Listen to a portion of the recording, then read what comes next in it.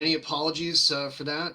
We are back, and we left off with the effectiveness as the scientific literature shows for cloth masks. They are a cape for your face. They do not give you superpowers. End of story.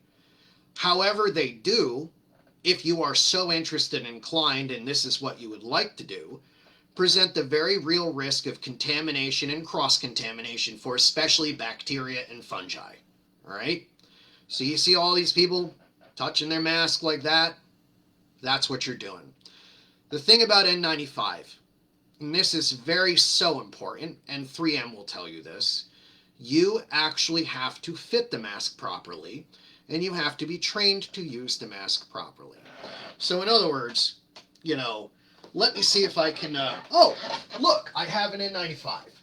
So this is a perfect representative sample of what not to reuse, why not to reuse. So when you wear this thing, you have to cup it in your hands like this and then put it on your face, right?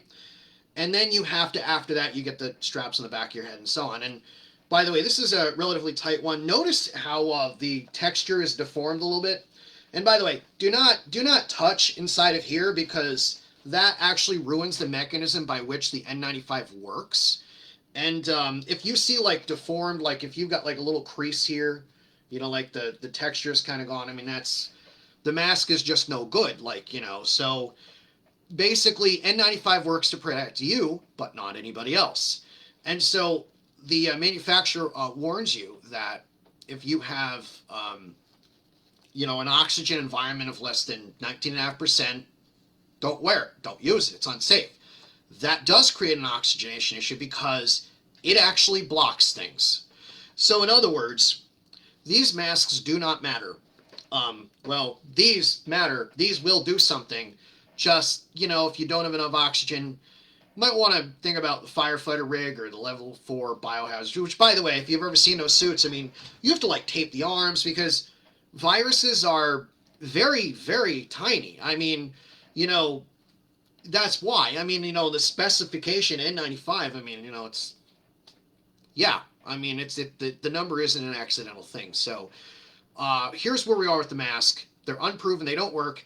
And the social distancing thing, that kind of doesn't work inside at all. And the reason it doesn't work inside at all is you're all breathing the same air, unless you're having the air replaced. Like, that could happen on a plane, especially a jet, because they do have to, like, cycle the air through and recycle it. So, to some extent, that does happen.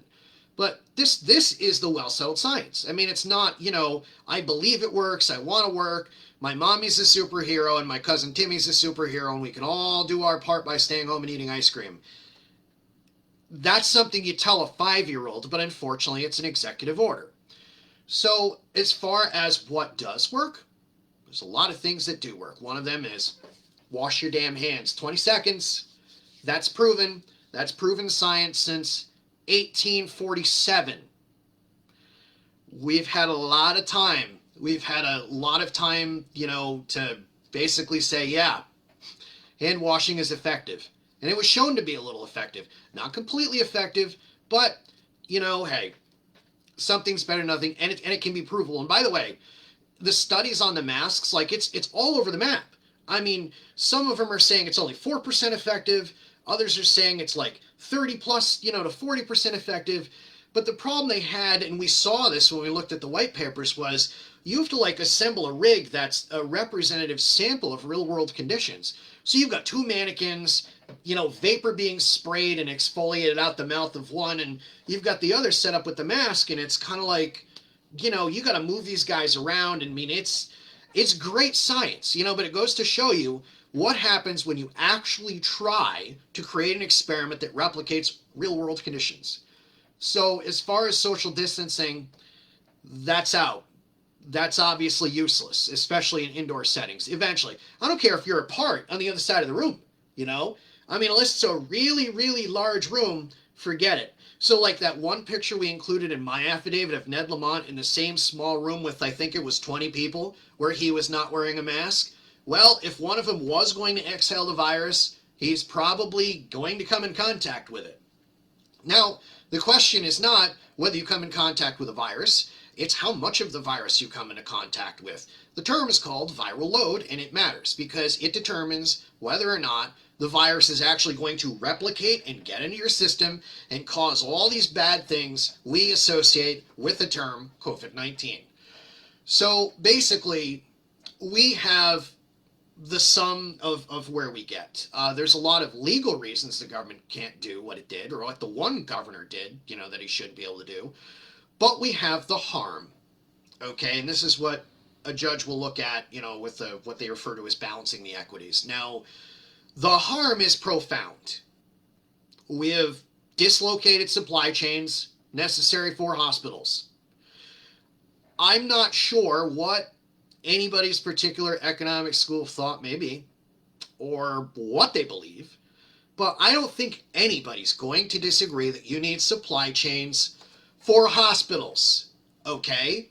This is not about my freedom or I want the right to get a beer. This is about damage, severe, catastrophic, and unprecedented economic hellscape level damage. You have the governor out there paying people $600 extra a week to not work.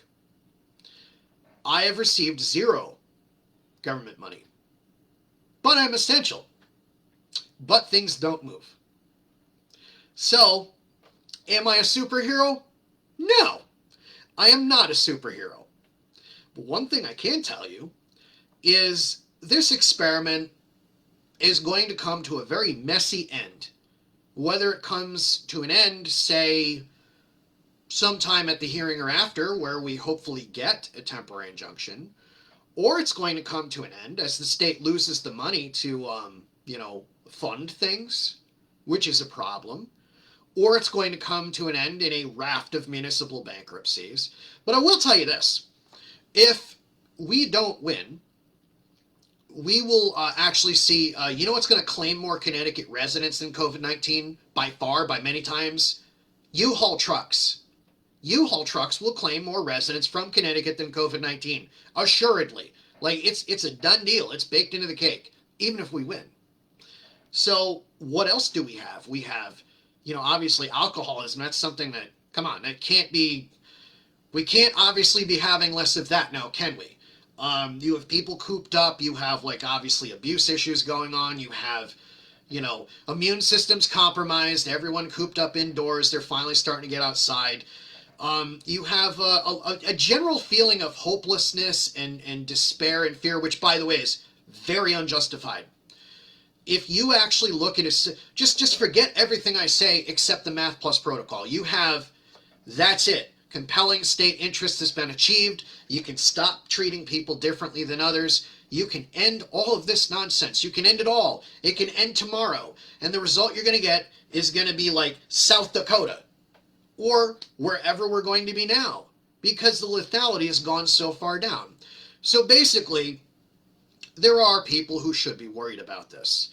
Like if you're over the age of 75 and you have coexisting morbidities and you're in a nursing home or a hospital. Worry about that.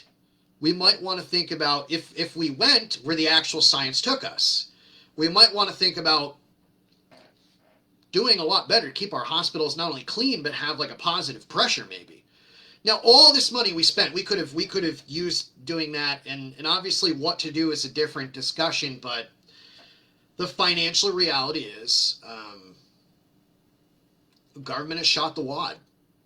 That's just where it is. Government shot the wad. Whatever it is you want to do, forget it. Government's going to be smaller, and that's not because I want it to be. That's because the financial damage we've done has made it so. Now, the question is, and this is what this case is designed to address, is how much do we need to suffer? How much do we need to suffer? How much do we need to run an experiment? How much do we need to not give it a rest at all because it's doing substantial economic harm? While I appreciate the comment here, we're doing a lot of damage. And whether you like it or not, you get to deal with it. I mean, if you have cockroaches in your house, you can never turn the lights on and you can pretend they don't exist. Or you can deal with the infestation and you can deal with the problem. So, for my part, I mean, a lot of people are affected by this. They can't move. One of our plaintiffs cannot move, cannot sell his house. I don't get to see my kids this year. Yeah, that's cool. I appreciate that, Governor Lamont. A lot of money. I've lost a lot of money. A lot of people have lost a lot of money. And the governor's coming up with all these arbitrary, stupid restrictions. Now, I don't know about you, but how in the hell are you going to, like, clean a bathroom for each and every individual signal use? Now, that was the one issue you had, you'd still have a nightmare. So, as far as giving it a rest goes, gee, I hope you like hospitals. They are nice, aren't they? They are shiny and generally clean places you can go to have medical procedures. Or maybe we could take dentistry, for example. I mean, because a lot of these plans, if they're allowed to continue, they will go ahead and they won't put, they'll put dentistry back in the 90s. And when I say that, I mean the 1890s. Because you need things like masks, first of all. I mean, you know, that work, not, you know, this like, I've got a cape for my face deal. You need medical supplies. You need just basic stuff. You know, the food supply chain. I mean, we could go on and on and on, but there's a big interstate commerce issue. So, as far as this, I've got a cape for my face goes, I mean, look at it this way. You know, if we don't win, this state is probably screwed. It may already be. But I will tell you, the ability to eat matters. Stable prices matter. Interstate commerce matters. And it's not just evil guys looking to make money. I mean, this impacts you in a very direct way. Now, if you want to start the new school year, well, we better win. Because if we don't, you know how we've already lost a third of the state revenue over this? Yeah. So this kind of goes to the bottom, you know, the final point. You know, we basically have a state that doesn't have to consider the damage it does. We have a state that basically says, I'm going to guess because I believe and I hope and I think.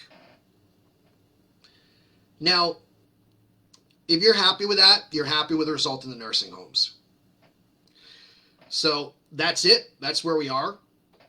And I'm probably going to do more videos to kind of break down everything because I didn't have a chance to do it because it was, this suit was quite the undertaking.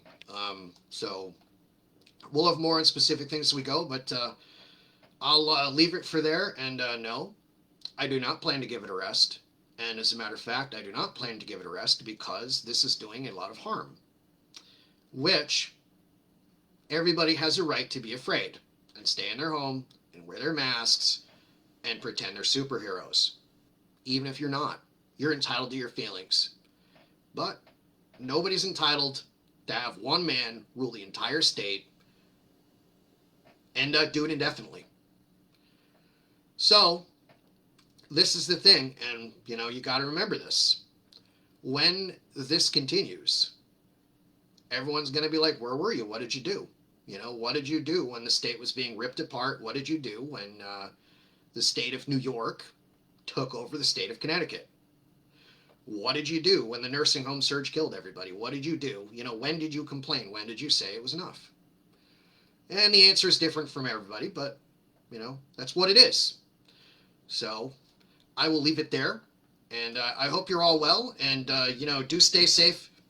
Common sense, and of course, with N95, manufacturer's instructions. Science, folks.